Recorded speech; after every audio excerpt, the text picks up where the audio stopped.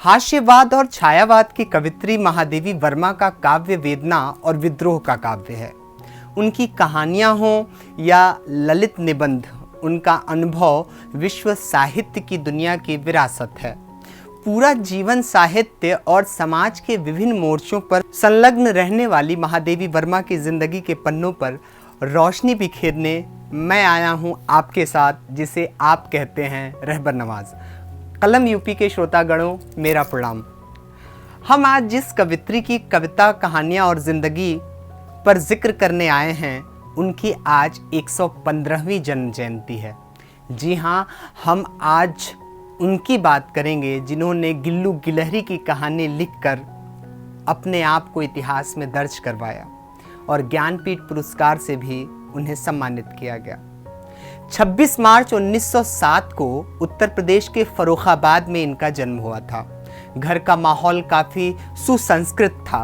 यहीं से उन्हें साहित्य के संस्कार मिले। जब वे बड़ी हो रही थीं, देश में स्वतंत्रता की चेतना अपना विस्तार कर रही थी। पिता बाबू गोविंद प्रसाद शिक्षक थे और माँ हेमरानी देवी भी साहित्यिक रुचि रखती थीं। उन्होंने ही अपनी बेटी को संस्कृत और हिंदी में पढ़ाई करने की प्रेरणा दी। यह भारतीय मध्य वर्ग की विडंबना तब भी थी और आज भी है कि वह संस्कृति और जीवन शैली के बाह्य रूपों में तेजी से आधुनिकता और विकास को आत्मसात कर लेता है, पर जीवन की बुनियादी बातों को लेकर यह प्रायः रूढ़िवादी और परंपराग्रस्त ही बना रहता है। बचपन से ही मिले परिवार के शैक्षिक संस्कारों ने जहां एक और महादेवी के भावी जीवन को एक दिशा प्रदान की, तो वहीं 9 वर्ष की उम्र में ही कर दिए गए विवाह ने उनके निजी जीवन को उपेक्षा और पीड़ा के गहरे भाव से भी भर दिया था। वे कभी अपने पति के घर नहीं गईं। पति ने उन्हें अपने अनुरूप सुंदर नहीं पाया और उन्हें स्वीकार नहीं किया। वे जीवन भर अकेली रहीं, पर उन्होंने अपने लिए एक विशाल परिवार बना लिया था। यह परिवार उनकी छात्राओं का था, तो साहित्य की कई पीढ़ियों का भी था। वह समय ऐसा था कि किसी भी विचारवान शख्स के लिए आज़ादी की जंग और उससे जुड़ी हस्तियों से प्रभावित न होना संभव नहीं था। महादेवी वर्मा ने सक्रिय तौर पर आज़ादी की लड़ाई में हिस्सा नहीं लिया, पर गांधी जी के विचारों का उनके जीवन पर असर पड़ा और उन्होंने उनके समाज सुधार के पहलू को तरह तरह से ताजिंदगी जिया और अपने लिए ऐसे कार्य खोजती रहीं जो स्त्री शिक्षा और सशक्तिकरण को एक आधार दे। इलाहाबाद में छठे दशक में आई भीषण बाढ़ में वे करुण मन से बाढ़ पीड़ितों की सहायता में लगी रहीं। जवाहरलाल नेहरू और इंदिरा गांधी से उनके आत्मीय संबंध थे, पर आपातकाल के विरोध में अपना स्वर मुखर करने से वे पीछे नहीं हटीं। उनका पूरा जीवन साहित्य और समाज के विभिन्न मोर्चों पर संलग्न रहा, पर भारतीय समाज में स्त्रियों के जटिल अस्तित्व के प्रति वे बहुत संवेदनशील रहीं। वे कहती थीं कि गृहिणी का कर्तव्य कम महत्वपूर्ण नहीं है यदि वह स्वेच्छा से स्वीकृत हो। उन्हें 1956 में पद्म भूषण और 1988 में पद्म विभूषण का सम्मान मिला। निहार, रश्मि, निर्जा, संध्या गीत और दीपशिखा उनके कुछ प्रसिद्ध काव्य संग्रह हैं। इनमें से पहले 4 संग्रह बाद में एक साथ यामा के नाम से प्रकाशित हुए, जिस पर उन्हें ज्ञानपीठ पुरस्कार दिया गया। उन्होंने अनेक वैदिक ऋचाओं और संस्कृत के काव्य गीतों का हिंदी में सुंदर अनुवाद भी किया। कालिदास के अमर काव्य शकुंतला से उन्होंने शकुंतला की विदा का अत्यंत मार्मिक अनुवाद किया है, जिसे पढ़ना भाव में डूब जाने का अनुभव देता है। हर युग अपने ढंग से अपने साहित्य को समझता और उसकी व्याख्या करता है। महादेवी जिस समय में थीं, वह समय आदर्शवाद से चालित था। उस आदर्शवाद ने उनकी कविताओं को जिस श्रेणी में रखा, उसे नाम दिया गया छायावाद, यानी किसी परम शक्ति को संबोधित काव्य। उस परम सत्ता की ही छाया इसका पूरा एक दर्शन और स्वरूप रचा गया। पर कविता किसी परम सत्ता का स्मरण नहीं, यह सबसे पहले मन की एक अभिव्यक्ति होती है। 20वीं सदी के आरंभिक वर्षों में पहली बार भारतीय मन सामूहिक मन नहीं, व्यक्ति मन हो रहा था। सामंती मूल्य टूट रहे थे, व्यक्ति मन स्वतंत्रता की आकांक्षा अनुभव करने लगा था। उसे अपने अस्तित्व का एक नया बोध हो रहा था। महादेवी की कविता इसी स्वतंत्र होते स्त्री मन का कलात्मक उदाहरण थी। उनके युग ने उसमें आध्यात्मिकता तलाशी, यह उस युग की सीमा थी। हमारा समय उनके शब्दों के जरिए उनके हृदय और मन, उनके स्वप्न और इच्छा, उनकी दुख और वेदना की प्रामाणिकता तक पहुँचे, यह हमारे समय की ज़रूरत है। अगर हम उनके दौर के बरक्स उनकी ज़िंदगी को देखें तो उन्होंने एक विद्रोही जीवन जिया है। विवाह के परंपरागत ढांचे से उन्होंने खुद को मुक्त कर अपने लिए एकांत चुना। यह बात आज साधारण लग सकती है, पर आरंभिक 20वीं सदी में भारत में कल्पना से परे की थी। यही नहीं, वे साहित्य की भी उस परिपाटी में नहीं बंधी जो प्रचलित रही हैं। एक कवि के रूप में उन्होंने अपने लिए एक अलग रास्ता बनाया। आज यदि हम मनोविज्ञान, स्त्री विमर्श आदि की रोशनी में उनकी कविताओं के अंदरूनी संसार में पहुँचें तो यह संसार अपनी आभा से चमत्कृत कर देगा। उनकी कविताओं की अंतर वस्तु वह नहीं है जो साहित्य की आलोचना हमें बताती है। दरअसल उनकी कविताएं उनके मन की आत्मकथाएं हैं। वहाँ जो समर्पित मन है वह किसी अलौकिक सत्ता के प्रति अपनी लघुता में निवेदित होकर नहीं कह रहा है कि बिन भी हूँ मैं तुम्हारी रागनी भी, बल्कि वह अपने मन के उन तत्वों का पता दे रहा है जिनसे उसकी स्वयं की रचना हुई है। यदि हम 20वीं सदी के आदर्शवाद का पर्दा हटाकर महादेवी की कविताओं का कथ्य टोहें तो उनमें एक स्त्री का संघर्ष और प्रेम अपने समय की वास्तविकता से द्वंद्व करता मिलेगा। अपनी पराजय को सहेजता और अपनी वेदना को बुनता मिलेगा। विस्तृत नभ का कोई कोना, मेरा ना कभी अपना होना, यह पंक्तियाँ क्या सिर्फ एक काव्य पंक्ति है?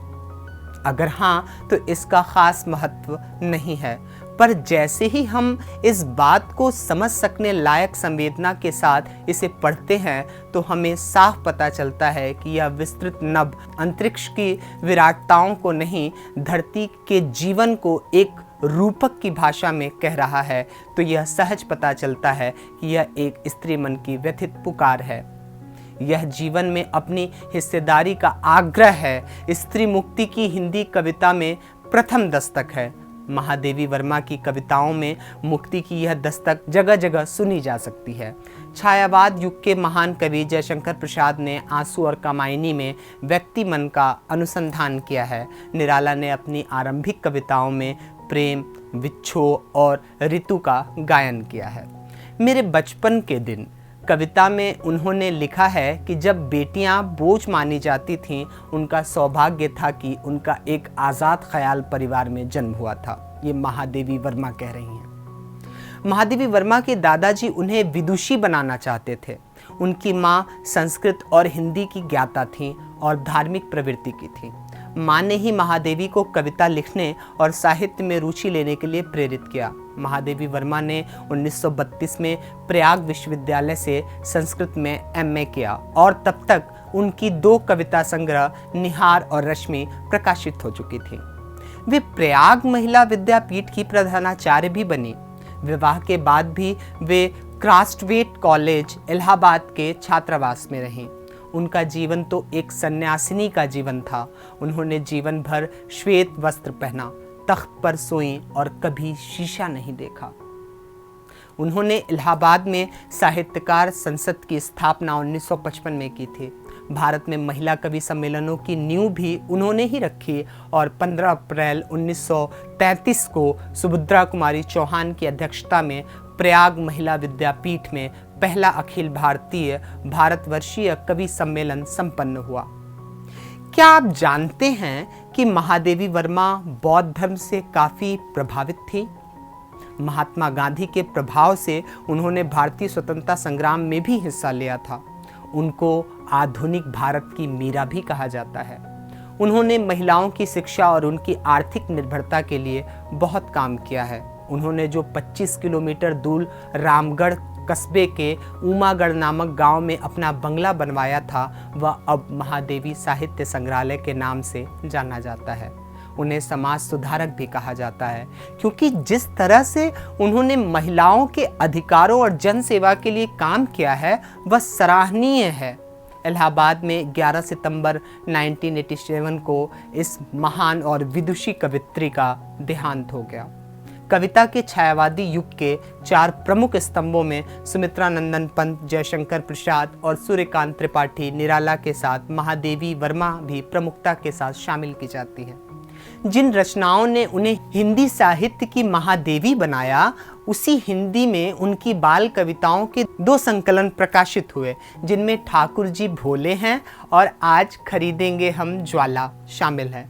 महादेवी के काव्य संग्रहों में शुमार निहार, रश्मि, निर्जा, संध्या गीत, दीप शिखा, यामा, सप्तपर्णा आदि शामिल हैं, जिसका रस स्वादन आज भी पाठक करते हैं।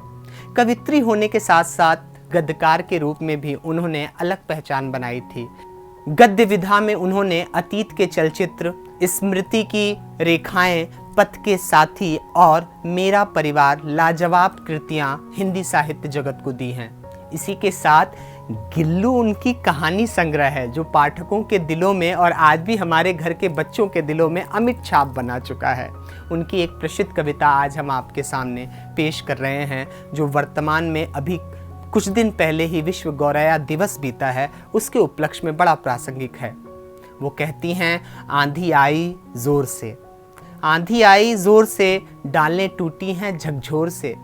आंधी आई जोर से, डालें टूटी हैं झकझोर से, उड़ा घोंसला अंडे फूटे, उड़ा घोंसला अंडे फूटे, किससे दुख की बात कहेगी, अब यह चिड़िया कहाँ रहेगी, अब यह चिड़िया कहाँ रहेगी।